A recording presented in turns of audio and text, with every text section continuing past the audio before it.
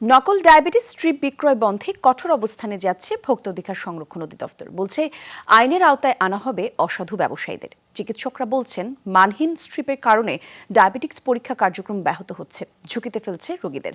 ব্যবসায়ীরা অবৈধভাবে বিদেশ থেকে স্ট্রিপ আনার পথ বন্ধের দাবি জানিয়েছেন তারা। আরো অনেক কিছু এক অ্যাপে পেতে ডাউনলোড মাইডিএল অ্যাপ বাংলা লিংক। নকল ডায়াবেটিস স্ট্রিপ বিক্রি হচ্ছে, স্বাস্থ্য ঝুঁকিতে পড়ছেন অনেকে। দুপুরে নকল ডায়াবেটিস স্ট্রিপ বিক্রয় প্রতিরোধে মতবিনিময় সভার আয়োজন করে জাতীয় ভোক্তা অধিকার সংরক্ষণ অধিদপ্তর। বিভিন্ন জায়গায় তারা এই নকল ডায়াবেটিস বলা হয়, বিদেশ থেকে অনুমোদন ছাড়া ডায়াবেটিস স্ট্রিপ দেশে এনে বহুজাতিক কোম্পানি মোড়কে নকল পণ্য বাজারজাত করা হচ্ছে। ব্যবসায়ীরা দাবি করেন এতে রাজস্ব হারাচ্ছে সরকার। কাস্টমস বিভাগকে কঠোর হওয়ার আহ্বান জানান তারা। আমরা ঔষধ ক্রয় করে বিক্রি করি।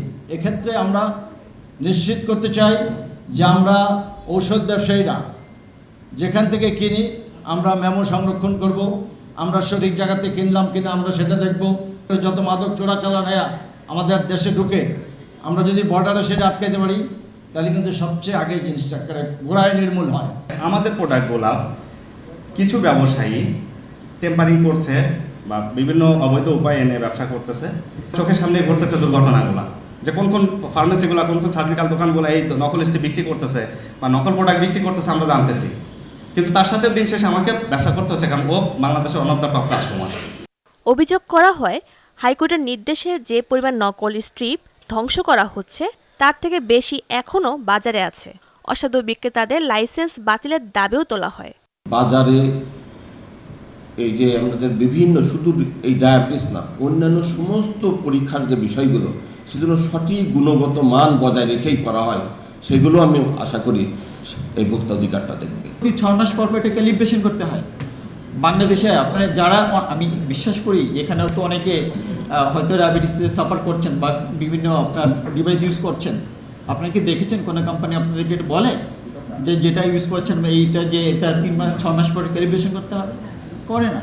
নকল স্ট্রিপ বিক্রয় বন্ধে অভিযানে নামার হুঁশিয়ারি দিয়েছে ভোক্তা অধিকার সংরক্ষণ অধিদপ্তর। বলছে আইনি ব্যবস্থা নেওয়া হবে। যেখান থেকে বিক্রি হচ্ছে তাকে নিশ্চিত হতে হবে এই প্রোডাক্টটার অথেন্টিক কতটুকু প্রোডাক্ট। এটি না হয়ে কিন্তু ওইটা বিক্রি করলে কিন্তু একই অপরাধ। কারণ হলো যে আমি ইচ্ছা করলেই তো একটা প্রোডাক্ট একজন সাপ্লাই দিল আর আমি বিক্রি করব, কিন্তু আমার নিজের দায়িত্ব। কারণ হলো একটা মানুষ তো ইম্পোর্টারের কাছ থেকে নেয় না, মানুষ কার কাছ থেকে কেনে?